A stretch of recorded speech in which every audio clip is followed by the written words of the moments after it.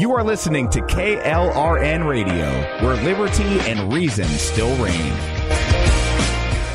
Hi, I'm Jay Farner, CEO of Quicken Loans, America's largest mortgage lender. Spring will be here soon, so if buying a new home is on your to-do list, right now is the time to call Quicken Loans. Learn about which mortgage options make sense for you and get a jump on your competition. With our exclusive Rate Shield approval, the low rate you lock today is protected for up to 90 days while you shop for your new home. With a Rate Shield approval, if rates go up, your low rate stays locked. But if rates go down, you get that new, even lower rate. Either way, you win. Talk to us today at 800-QUICKEN or go to rocketmortgage.com to take advantage. Here's another great reason to work with us. For a record 9 years in a row, J.D. Power has ranked Quicken Loans highest in the nation in customer satisfaction for primary mortgage origination. Again, to lock in today's low mortgage interest rate and get the security of our exclusive Rate Shield approval, call us today at 800-QUICKEN or go to rocketmortgage.com. For J.D. Power award information, visit jdpower.com. Rate Shield approval only valid on certain 30-year fixed-rate loans. Call for cost information and conditions. Equal housing lender. Licensed in all 50 states. NMLS number 3030. Hi, welcome to the Subway ad for the new Sesame Ginger Glazed Chicken Signature Wrap. How would you like it? I'll take a... Sports announcer at home? Yeah, how'd you... We just know. My wife picks up the new Signature Wrap. It's got double the rotisserie-style chicken mixed with a sesame ginger glaze. She appears annoyed at me, but she shrugs it off. Those sweet and savory flavors are calling her name. She lifts the wrap and she takes the bite! Incredible! And now she's closing the door on my... Subway, make it what you want. Limited time only at participating restaurants. Double meat based on average 6-inch sub. I'm little teapot, short and stout. Here is my handle and here is my spout. No, Dad, like this. When I get all steamed up, then I shout, tip me over and pour me out. This is WWE superstar Roman Reigns. It only takes a moment to make a moment. Take time to be a dad today. Visit fatherhood.gov, brought to you by the U.S. Department of Health and Human Services and the Ad Council. KLRN Radio has advertising rates available. We have rates to fit almost any budget. Contact us at advertising@klrnradio.com.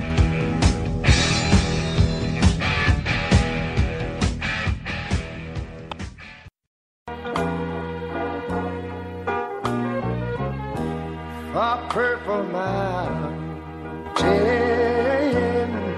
majesties.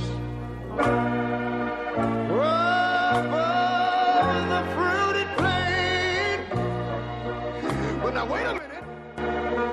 I'm talking about America, sweet. Good evening, everybody. It is Monday night, June 10th. I'm Liz Feld. I am joined by Billy O'Reilly, my co-host for our this week's edition of For Immediate Release. Welcome, Billy. How you doing, Liz? How's everything up in Boston tonight?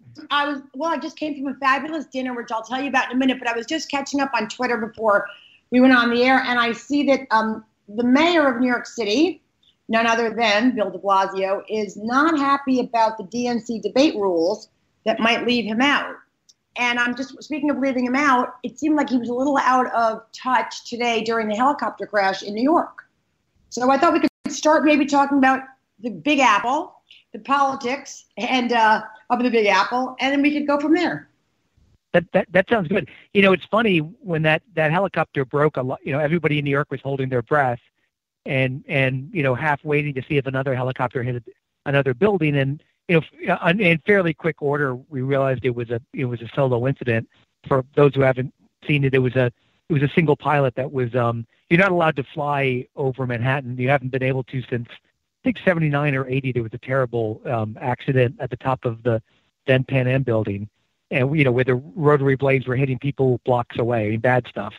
And so New York does have a lot of helicopter traffic, but it leaves from on one side the Hudson River, on the other side the East River, and but you can't actually traverse it to go across the city. So it was unusual to have a chopper in there. But so everyone was kind of holding their breath.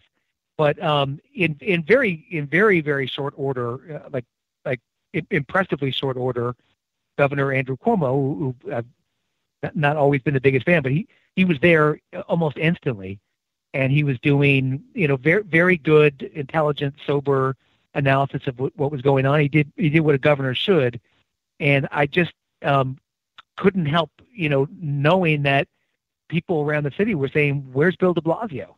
And I thought, "Oh God, he's going to be in Iowa because he was there yesterday, and or he's going to be in New Hampshire, or he's going to be in Nevada or South Carolina, one of the states." But he just, he got to the scene. I don't know how much later, but after Governor Cuomo had already wrapped up, after President Trump had weighed in, and that's kind of become Bill de Blasio's MO in New York, where he kind of saunters in at things or skips skips major events or even major accidents. And so it's funny that he's now complaining about the rules. I went on, I think we talked about it. I was on a show in New York, a television show about a month or two ago, when de Blasio was about to get in, and I made this comment not to be cruel, but it actually, because I said that de Blasio risks looking ridiculous in running for president because he just doesn't have it. And you don't want to say that to somebody because he's actually, you see him in the green room, you see him on the street and he's very polite and the rest of it, and it feels mean to say it. But that was the risk, and he's wandered right smack into the middle of it, where right now he looks ridiculous. And if he's now arguing about the rules that about the debate, based on what? He's got 0%. He has no support whatsoever, not even in New York. Like, what's he doing in the race? So I didn't see that he was complaining, but I'm not surprised by it. And maybe he's looking to talk about anything other than the helicopter today. Well, he was on a show on New York One, which is a local. Phil, you're on New York One all the time. New York political show, and I guess he was asked about maybe not meeting the threshold. And so, for those who are unaware, that the DNC has set a level. It's a $65,000 donor threshold to qualify for the debates in Miami in June 26th and 27th. And there's a higher threshold for the September debates, which is $130,000 donor threshold. So it's unique donors in that number, and he hasn't met that. Gillibrand just passed the 65,000 threshold yesterday or recently, she announced. But I guess the big question here beyond the mayor is, what should the DNC do? I mean, you've got 23 candidates who have announced that they're running. They're declared, they're running. They all want to be included in these debates. What's the national committee supposed to do, and what are the networks supposed to do? I mean, we've talked about the if you're a Republican or a Trump supporter or both, you're delighted to see this mess. I mean, you're right. What do they do? There's got to be some rules. I'm looking at the Real Clear Politics polling right now, and just looking to see where everybody is at the moment on the averages, and I see Williamson and Bennett, and I swear I work in politics for a living. I don't even know who Williamson is. He's running for president. Is it a man, a woman? I have no idea who it is. I thought it was Marianne Williamson that you said, like the. Is it Marianne Williamson? I've never heard of her. Maybe I'm completely obtuse, but like there's people that are running that I've never even heard of, and and I'm not watching every move nationally, but there's candidates in there that don't belong in there, and it's going to really screw the Democrats up, and to the delight of people on the political right, certainly. But I don't know what they do, Liz. I mean, do they mix them up and do two debates, not based on anything, mix them and match them? What the Republicans did was they did those, the lead 10 or whatever it was went out there, and then they had the second tier. And the second tier was just being, relegated to death, basically, political death. But maybe that's the fair way to go. I mean, is to do it. But I had thought that de Blasio made the cut and that Gillibrand had as well. And I thought, boy, the standards are pretty low for them to be in there. They have no support. Well, I guess one question I would ask is, why do we have to rely on the national committees to make these selections or to winnow the field for participation in a debate? Can the networks, or should the networks be allowed, or is it appropriate, because they're allowed to do anything, to just invite X number? I'm going to have 8 candidates and I'm picking these 8, and they can make up any rule they want to, the same way they decide what guests to have on the air. And they could say, this week we're going to have these 6, and the next week we're going to have the next 6. I mean, that's possible, isn't it? Why do we have to rely on the party? Yeah, because I don't think that the Presidential Debate Commission gets involved until the general election. So I think you're right. They could the DNC and the networks individually could arrange something. I'm sure. I think Fox and CNN, I suspect MSNBC, which I don't watch, is doing it also. They're doing a good job at giving airtime for the candidates, and Fox may actually be giving Trump a lot of help because there's so many of them. They go on and say the same thing that you can't differentiate between the opinions. But at least they're giving them some airtime. Yeah, I would think something like what you're suggesting is in order, but where do you draw the line? I mean, there are too many candidates in the race. Right. So what do you think by September, a few of them will have not they'll either drop out or just actually not even really get started? How does that work? I mean, they're not. It's not like 23 candidates are going to wait till and we survive through the February, the caucuses and the New Hampshire primary, and then the South Carolina primary, and then the California primary. So, right. What would be? I mean, is it money? I mean, some of these guys don't have any money. I bet if you and I looked right now, some of them probably have a couple $100,000, maybe $1 million. Right. And I think these candidates, some of these candidates have to decide, do I want a future? And, for example, Kirsten Gillibrand, senator in New York, reasonably young, does she want a political future or is she willing to throw it all away right now? I mean, I don't know whether she could be knocked off in New York. You mentioned offline that she could be facing the primary from Andrea Ocasio-Cortez, but that's 2024. I mean, maybe she could keep her Senate seat, but at some point you've got to worry about what this is doing reputationally. And she doesn't. I think de Blasio's jumped the shark entirely. I mean, he jumped it where in New York State, there's polling that came out that maybe some listeners have seen, that in New York State, which is, of course, very, very deep blue state, President Trump has more support than Bill de Blasio, which is pretty extraordinary. And yet, and we could spend the next hour talking about New York City and the politics there. It is virtually impossible for a Republican to run and win in Manhattan right now. De Blasio crushed his primary opponents. The city has never, since I can remember, and I've been a New Yorker and lived in the city on and off over the last 40 years, it's never looked worse, to my mind. It's never functioned less effectively, starting with fundamental quality of life issues like traffic and local policing, and then getting to very serious issues like homelessness and infrastructure in schools. So, but where are the candidates? So let's just assume he's just there until he doesn't want to be there anymore. I guess that's why he looks in the mirror every morning and thinks, "Why not me? Why don't I run for president? I'm doing no one, He's term limited. Yeah, he's got till 2021. He's term limited, and then that'll be it. But I mean, he's squandering it. But like, for example, I mean, some of them have too much life to give up. Like Buttigieg, he may as well keep going for as long as he can. Even a Cory Booker, certainly Warren, Sanders, obviously. O'Rourke has to think about it. Yang is so new and coming from nowhere that I think he may as well keep going.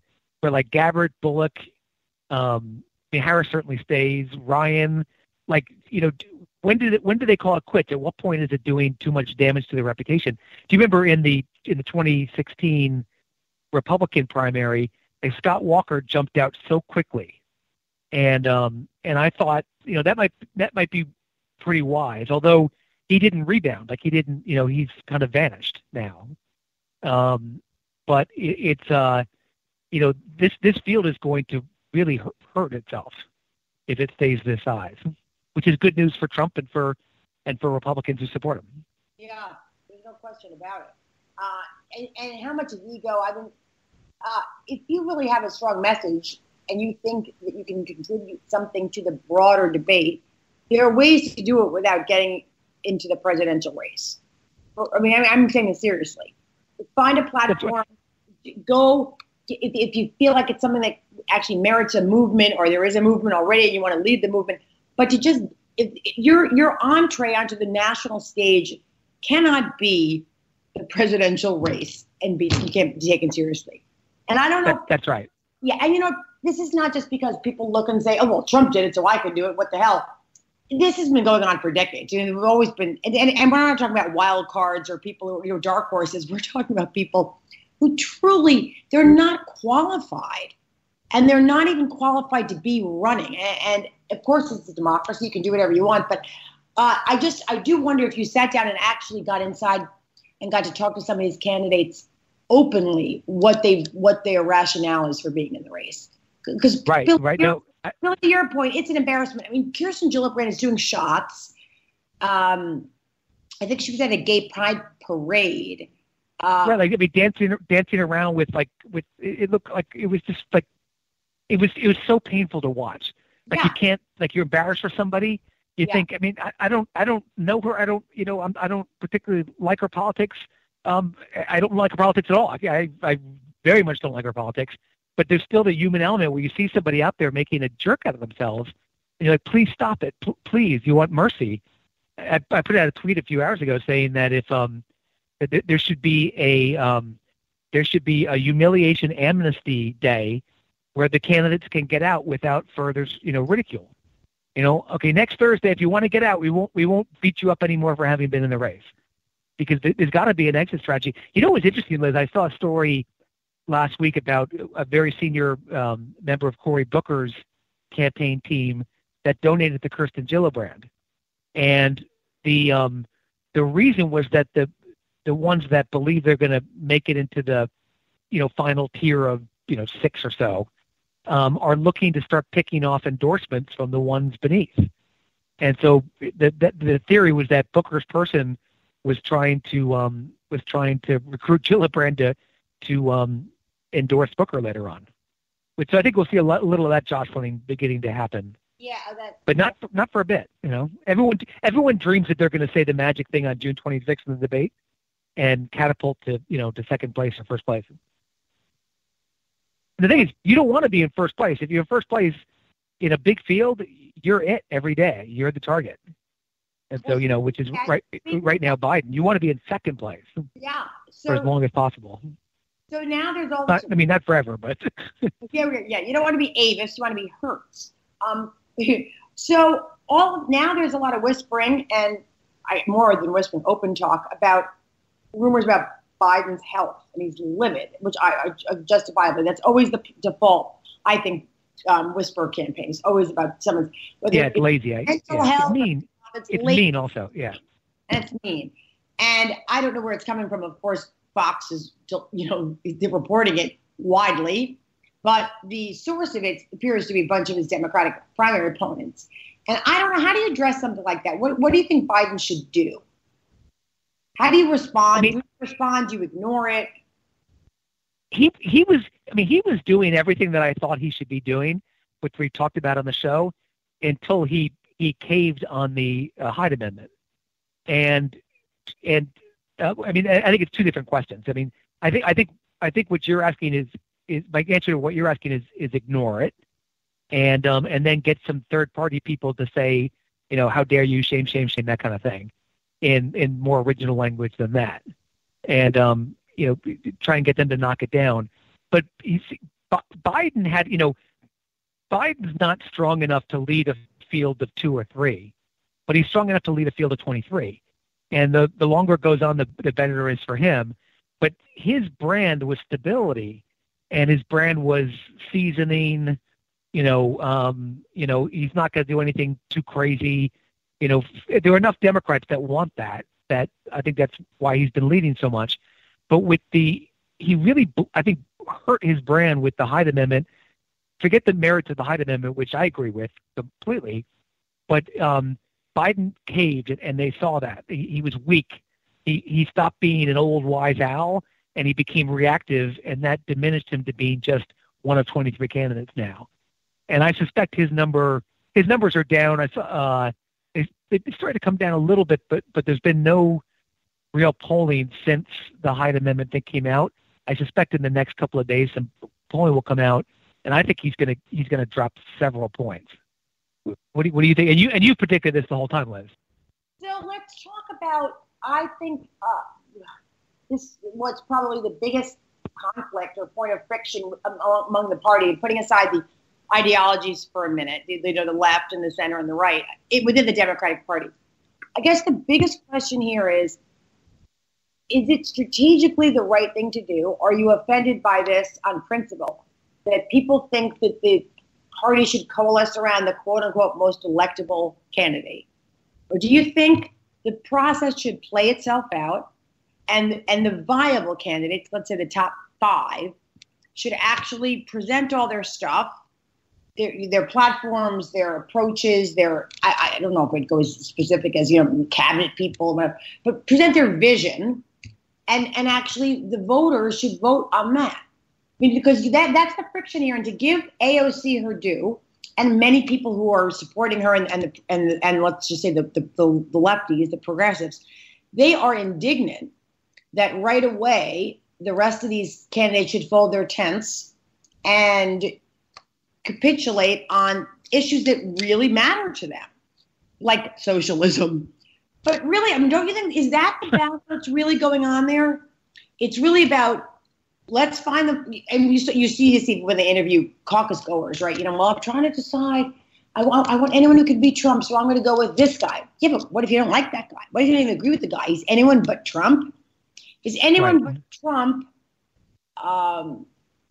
should that actually be what's the basis for either consideration or support?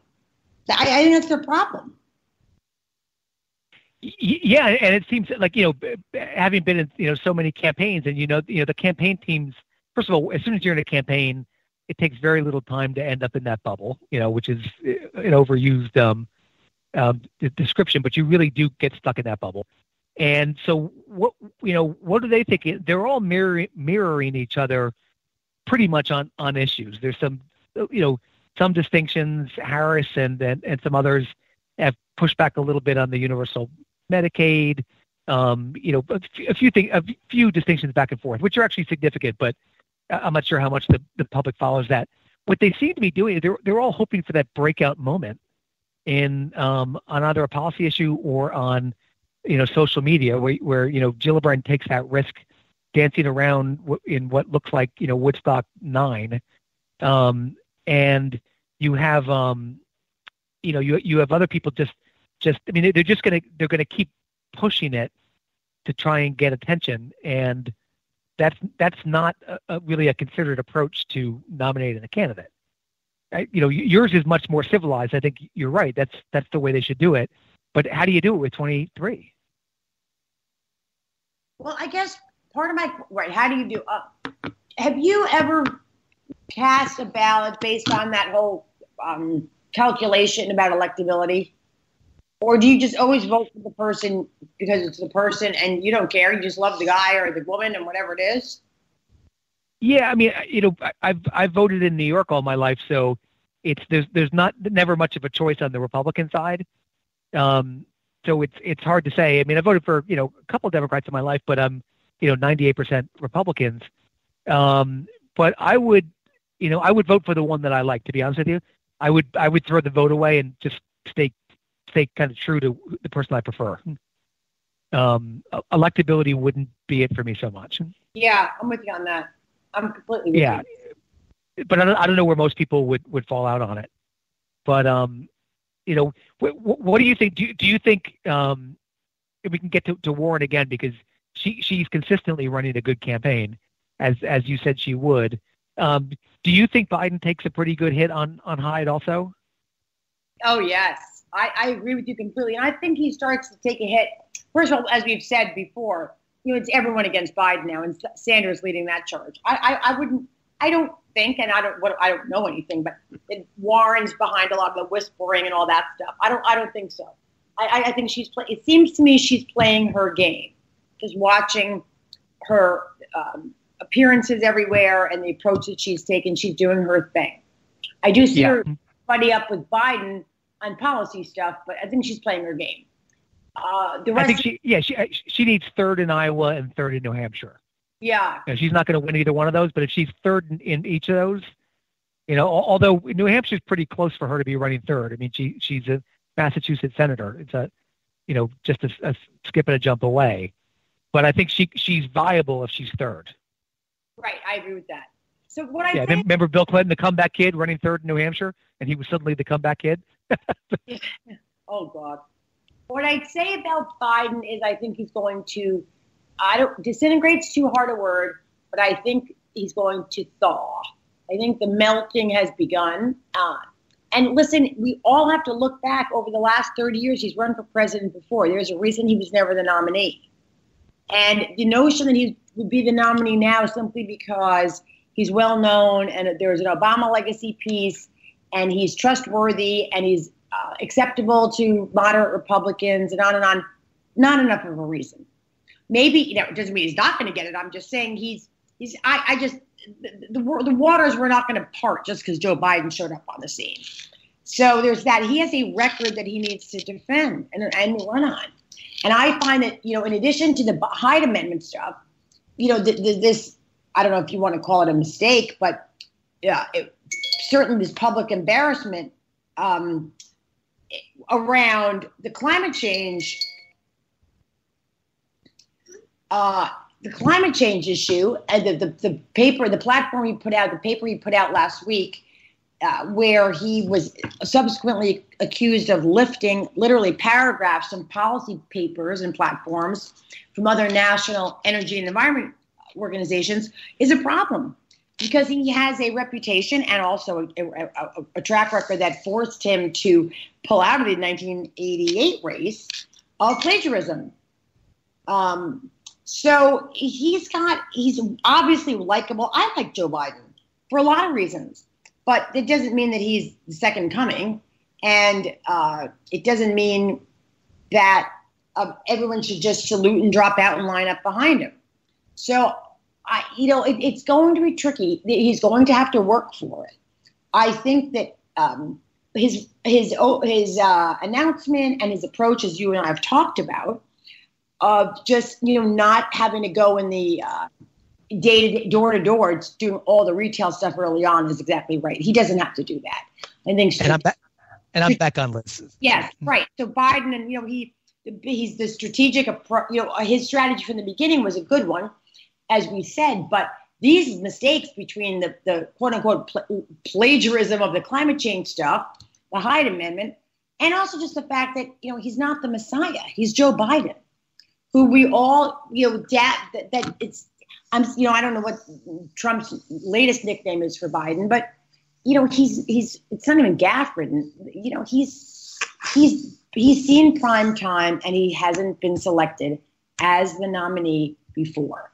So I don't know why people are looking to the future, why they're going to pick the guy from the past. And that has always been my thinking around why he would ultimately probably not get the nomination. And I think it depends but it depends how many stay in.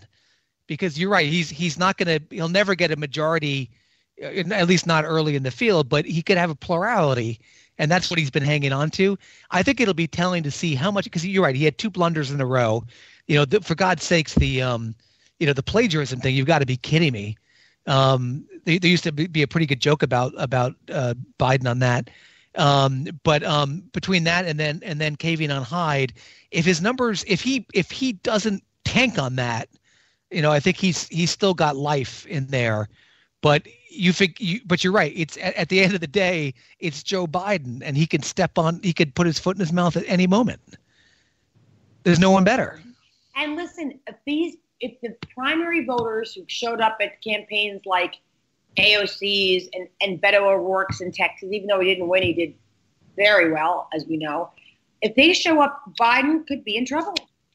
He could end up third, and you can't be a former vice president and come in third, right? Oh, I think that's right. I don't think if Biden starts to slip and falls somewhere into the middle of the pack, I think he's out. Yeah, and I don't think he's got the stick-to-itiveness for that. But the other question is one thing Trump is obviously great at is media attention, and he drives it every day. He drives them crazy, but he's always in the news. He's always finds a way to be relevant. And, I noticed it in 2016 doing races other than the presidential campaign where no one's covering anything else. You just can't get any press. If you're running for Congress or running for state Senate or running for, even governor, governor maybe not so much, but lesser races, the only questions you're going to get are, what do you think of what Trump said today? And, that talent's not going to go away just because there's a field after him. To some, he's still driving the narrative every day, whether it's Mexico or what happened in the, the meeting with the Queen in the UK or, whatever he decides to highlight that day. He's not allowing any of these candidates to break out of the pack. They're keeping themselves in a pack, but so is he, because he's still the great news generator.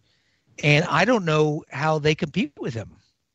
It's one thing if it's one candidate can compete with him, when it gets down to that.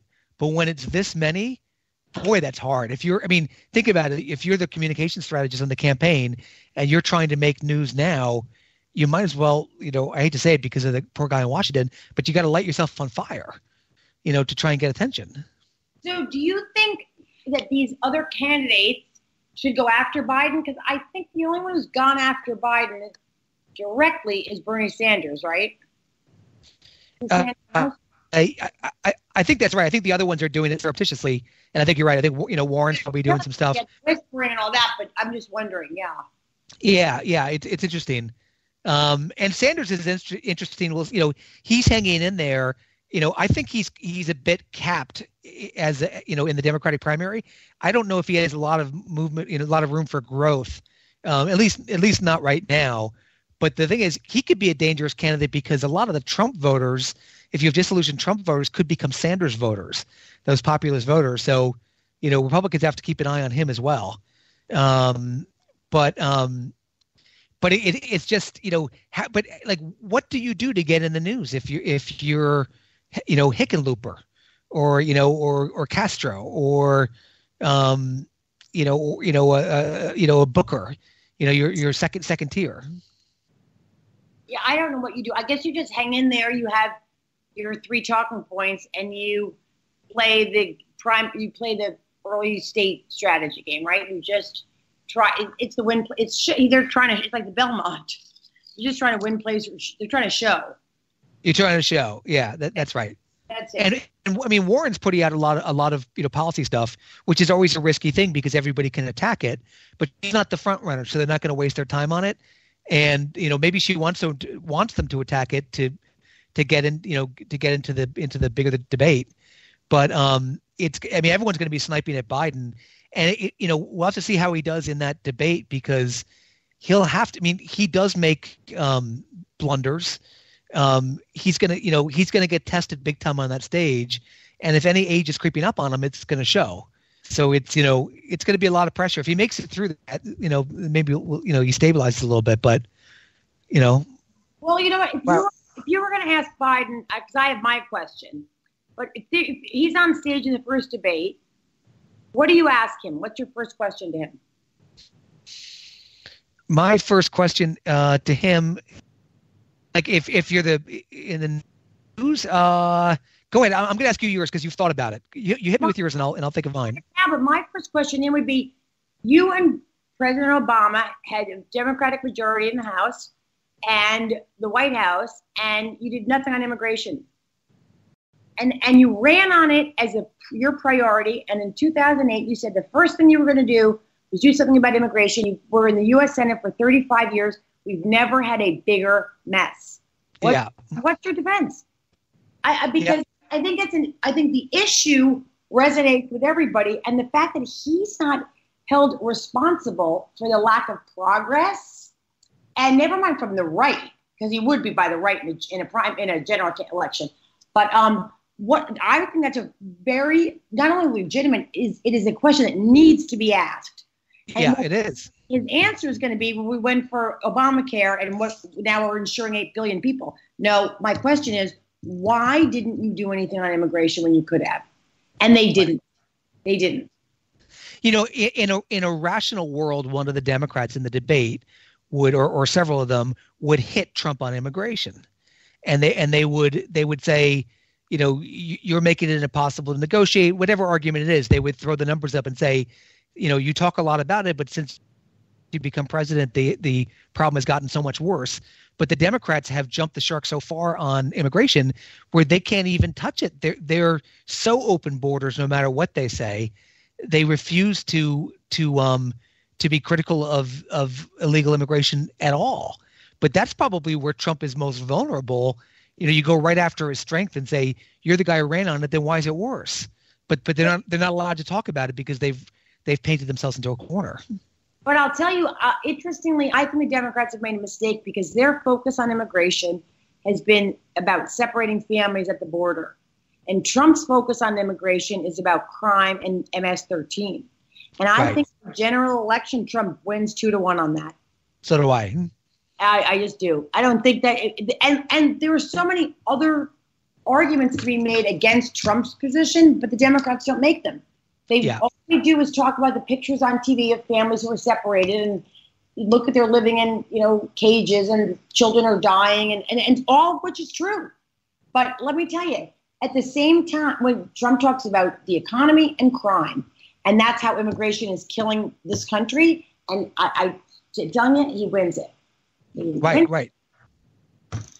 And I'm not sure what it does for the economy. I mean, there's some arguments, that it bolsters the economy with cheap labor, but I agree with you. I don't think he loses on that. And even with the issue of children, which is terrible to know about, to see, to watch, to be around, the numbers are so staggering of who's coming in. I mean, it's clear that word got out. You bring a child, and you're going to get let in, and you're going to get put on the list. And so people have to be seeing that. Rational, common sense Americans have to be seeing it. The videos every single night on the news. I mean, it's legitimately a crisis, and people laughed at Trump for spinning it that way. But I don't. He didn't spin it for portraying it that way. And I don't think anybody could disagree with that now. It's an utter crisis. No matter how you feel about, path to citizenship, the rest of it, we cannot control our southern border. And the Democrats can't talk about it. They cannot talk about it. Well, and then Trump is now also, as we know, declaring victory on the tariff stuff because he said that he linked tariffs to the Mexican government not controlling the border. So there he's going to put that. I can see that commercial coming up. But, interestingly, I made the unfortunate mistake of getting in my husband's car this morning and the radio was turned to Morning Joe. So before I had a chance to turn it off, I heard Mika and Joe talking about the abortion, all the abortion laws that are being passed, very restrictive abortion laws being passed around the country, particularly down south. And Joe Scarborough was going back to, years ago talking about how Parliament was polling about how the majority of the country is actually more moderate on this. This is a really big mistake. And the Republicans are going to really screw this up. And, for themselves, they should know better. Now the polls have according to Mika, anyway, I don't know, 75% of women, or 75% of the country now supports some kind of abortion, or at least it is not overturning Roe Wade. Not overturning Roe Wade. And that their point was that we're getting these very restrictive bills because it's going to trigger this outpouring of support for much more liberal justices. And all I could think of was, do you want to mention the infanticide bills that are being passed anywhere? I mean, you want to talk about point, counterpoint, or reaction, provokes an equal and opposite reaction. Why isn't anyone, is that done? Are we past that now, Billy? Is this whole idea of the late term and post-term abortion, did the Republicans lose that? Yeah. I mean, organizations like the New York Times say that, well, that's just not true, but it is true. And then they'll say, oh, but it happens so rarely. Well, so then it's okay if it happens rarely, though, in the instances where it does. You're absolutely right. I mean, I kind of see it simply, and I come from the federal side, was if the Alabama legislature has stepped too far, the voters will correct it. The voters will do it. If the voters want what they've done, then they'll keep it what they've got. To me, it's pretty simple. And same thing in New York with the infanticide stuff. I just wish more voters, would realize that it's true that what's the Born Alive bills going down or not even being allowed on the floor. That's actual policy, and that's real ethical stuff. But it means people have to fight within their states for it. So I don't panic on the stuff. But I don't know if you're going to fire up the left or women on the left any more than you possibly can. But I'm sure that did it. But I don't think that legislature in Alabama would have passed those bills if they thought they were all going to go down. Maybe they do. Who knows? But I don't think so. I don't think so either. Although I think I guess I don't think the cynical theory about it was all that they just wanted to get Roe on the what right, exactly. Right. On the docket. Yeah. On the docket. Exactly. So I haven't followed closely enough to see if there are any other states with any very restrictive bills pending. Have you? Yeah. I mean, Missouri's passed a bill. I think there are a couple more that are coming down, but we'll see what the court does. And maybe the court, calls it settled law. You don't know, what I mean? But just because if they overturn Roe, it doesn't mean that abortion's gone in America. It just goes back to states. So we'll see. But it's just it's one more can of gasoline to throw on the 2020 fire. I actually thought it was going to blow up more than it did. I was surprised. I thought it was a little subdued out there. I was waiting for the pink cats to go right. To self-immolate on the steps, but we'll see. A lot of stuff in flux. There's a lot of it. By the way, I don't know why Bill Weld isn't, who's really been kind of invisible lately. For those who don't know, he's running for president as a Republican, and he was a very good Massachusetts governor, very liberal though on abortion and those issues, but a good fiscal conservative. I don't know why he's not going after Trump on immigration. Like why not go after him on that strength and say, you've soured the environment so that nothing can get done. But maybe he is, and no one's picking it up because no one's taking him seriously. But I'm waiting for someone to do that. No one's doing it. That's what I would do. And I'm not blaming the immigration mess on Trump personally. I'm saying as an electoral tactic, you go after someone's strength, not their weaknesses. And that's his greatest strength. But those numbers keep going up. He's going to have a problem if those numbers keep going up. Do you think Trump has a problem? Well, yeah, actually, he should have a problem if those numbers go up, but I don't believe he will. But he should, because no one's going to make an issue of it. No one on the left is going to make an issue, and there's really besides Bill Weld, there's nobody running on the right.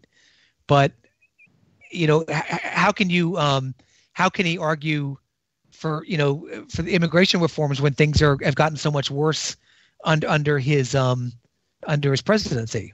And I'm not saying it's his fault, but you could make that point. So right now, maybe we should do this every week until the election. Do you feel like Trump would win if the election were tomorrow? I think it would be really. I don't, and I don't think it's because of the national ethos. I think it's because of the states involved. I think because of Pennsylvania. I mean, it depends. Like if the election were tomorrow, Biden hasn't been polled in 5 or 6 days. But if the election were held tomorrow, if he hadn't made that blunder, I think Biden would win it because he would take Pennsylvania, he would probably take Michigan, he would take Wisconsin, and I don't know about Ohio, but it would probably be enough. So it's I mean, people forget it's still a state election, and you also have because of the tariff issues, you have some disenchantment in some of the farm states, and that's going to hurt. I think Trump needs to find another constituency, and I continue to think his greatest area for potential growth is African Americans. I think he can cut into that by 10 or 15%, which could be definitive in a primary in a state race. Yeah, all because of the unemployment rate. Unemployment rate, but also just attack the Democratic Party. Like go all in on that. What have they done for you? Right. And double, triple down on that. But what he could say, he could talk about jobs, certainly, and that's his best card, but he should be doing something more for inner cities right now so we could point to it. I think it would be a really smart move for him. Maybe in the maybe go Jack Kemp on privatizing public housing, giving it away, just something to start a conversation. Well, so what do you think he's going to do for the next few months? God, if I knew that. I know. Well, I'm just wondering with the John Dean stuff. So John Dean, for people who were born before after 1970. 74, yeah, 72, yeah. So he was on the Hill today.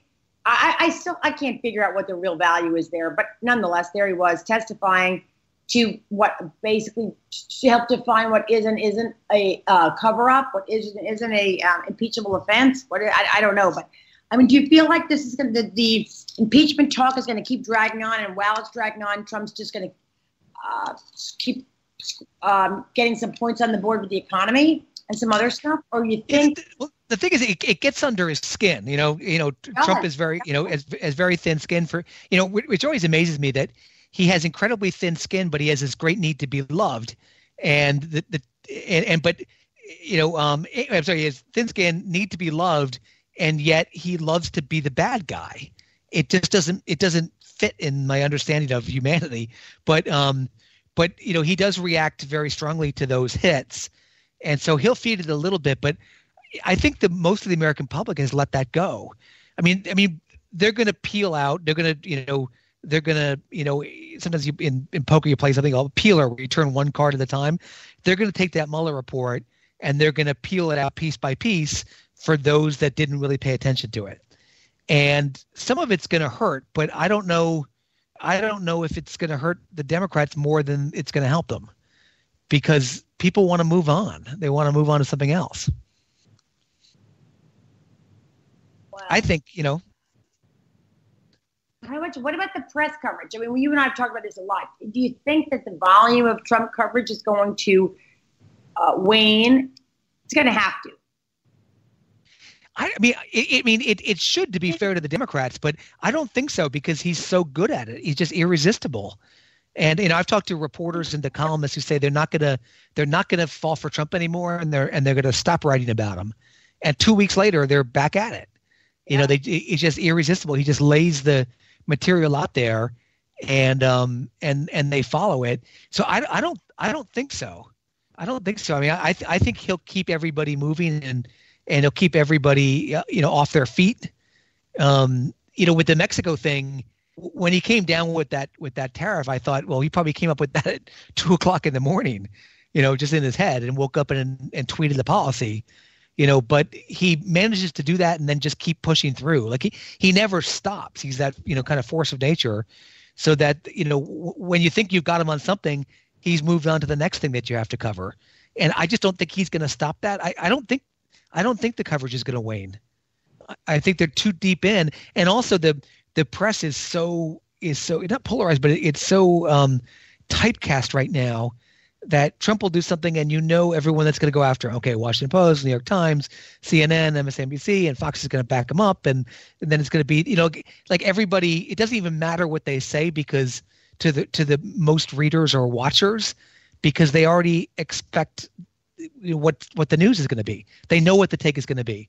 So, I don't think there's a lot of credibility on it anymore. Yeah. Liz, don't you do that? If you read a piece, you read the lead of a piece, and do you instantly look up to see what publication it is? So it's like, oh, of course, it's Washington Post.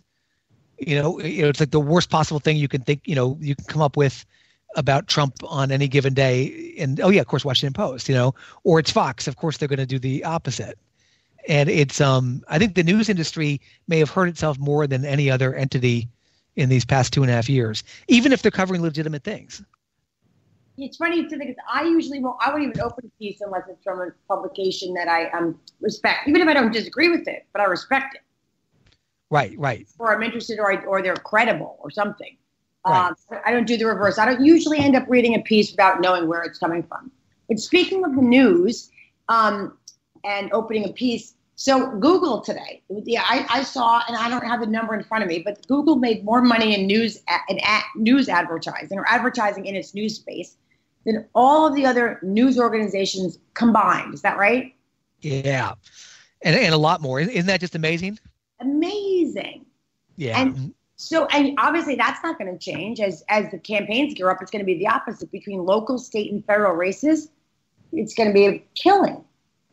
It's a very interesting question, and it's now being raised: is should Google or other search engines, but Google's pretty much it. Should Google do profit sharing with the newspapers because it's profiting off their product that they're funding?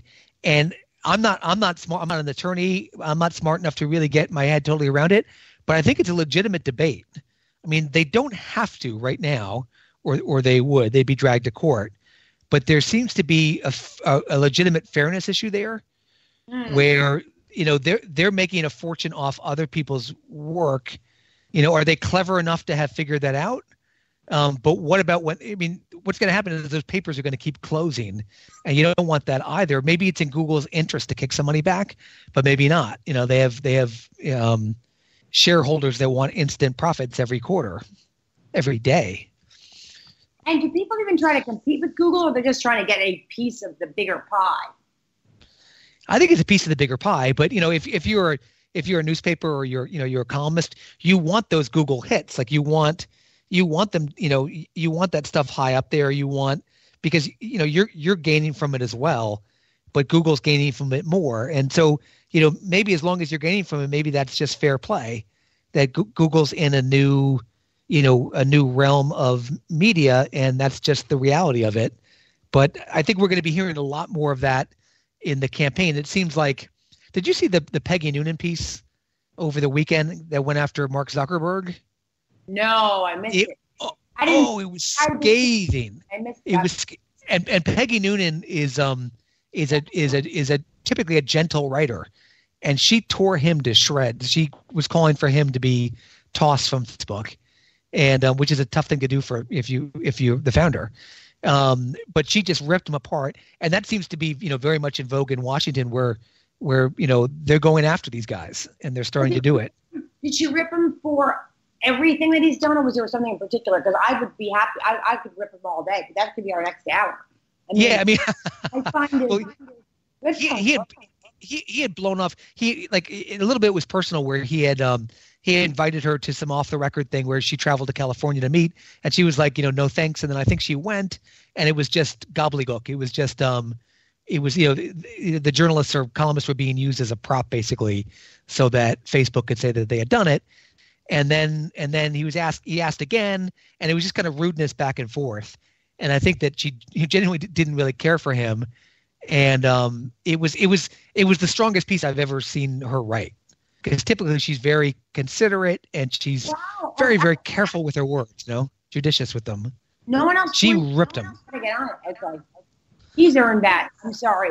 And I've said this for a long time, and more about, I used to say it more about his foundation and philanthropic work, but then as I learned more about his business, I will tell you, I think there is a problem when someone who has had as limited life experience as he has had, to be leading such a big organization like this that has so much, and I say responsibility, I mean moral responsibility, ethical responsibility, to be a leader. And clearly he has not surrounded himself with the right people either. And this idea that just because you can, make billions of dollars on a spectacular idea, which he did, could be translated into or automatically implies that you're going to be held, that you're going to hold yourself accountable and your staff accountable, and you're going to have an appropriate level of involvement in the things you put your name on. I mean, I just feel like he's a child. And his behavior is childish, and he shows no responsibility. The only reason he's gotten away with it, as far as I can see, I don't know if Peggy Noonan got into this, but was when he went down to Capitol Hill. It was just appalling to see how uninformed the members of Congress were who interrogated him. Right. They don't even know how to log on. They don't have passwords to get online. And with Google and Facebook and Instagram, which is owned by Facebook, we've gotten to the point where it's like, I mean, we're all free market people, or conservatives like us, we're free market people, with proper safeguards. You have to have those, but we're in the situation where it's these guys have too much power, like big time. And what do you do? Is it fair to break them up? I don't know. I tend to say, you don't put a cap on success. And so, and it's a tricky walk, but the amount of power that they have is staggering. And, I'd be careful regulating, but, smarter people than me, we're going to have to figure out what to do here, if anything. Well, they say, and I actually know some wonderful people at Google that, they're self-regulating now. I mean, they've all been burned. The ads they've taken, for opioid clinics in Florida, charlatans putting stuff out there, everything that they've done, that they've been a part of, more than part of, they've actually facilitated fraud and, all of it, sex trafficking. I mean, you name it. So there's that, but I don't know. I'll tell you, I'm curious to hear what you think about this ban now on anti-vaccine content. Have you been following that? On content about it? I think that's craziness. Yeah, crazy. I think it's madness. And after the measles outbreak, and then this whole debate about who does and doesn't vaccinate, and I won't even go down the path of the the piece there's part of that that's about vaccines causing autism. But the bigger point here that a very large percent of the population does not vaccinate its kids. Parents don't. And then there's this measles outbreak, and there was a whole issue around the Orthodox Jewish community in New York, and clusters of measles there, and kids being banned from school, and the county executive getting involved. And there was a lot of anti-vax literature and information and content on the internet. Right, but you can't stifle it. Exactly. I mean. Every single day there's a new study about something that causes cancer that's retracted the day after or debunked. Right. You fix bad speech with better speech. You know what I mean? It's you don't. I mean, I'm not the first one to say that. And if you present your facts out there, and the trouble is that there's so much ability to spread rumor and falsehoods online, but ultimately the facts prevail. But to censor it, oh boy, no way. I know. No way. I didn't realize that was going on. If they go down that path, that's really dangerous. Yep. Very, really bad. Yeah. But anyway, I think we're out of time. I think we've come up across the 10 o'clock hour. I don't know if we accomplished anything, but it's been delightful talking. Usually there's something much more aggressive to get us off the air. It was very genteel of you. I looked and it was 10 o'clock on the dot. I figured Rick probably has another show rolling in. You sure he doesn't want us to stay for another hour? All right, everybody. Thank you so much for joining us next Monday, June 17th. Thank you, Liz. Bye. Good night. Heavy brotherhood from sea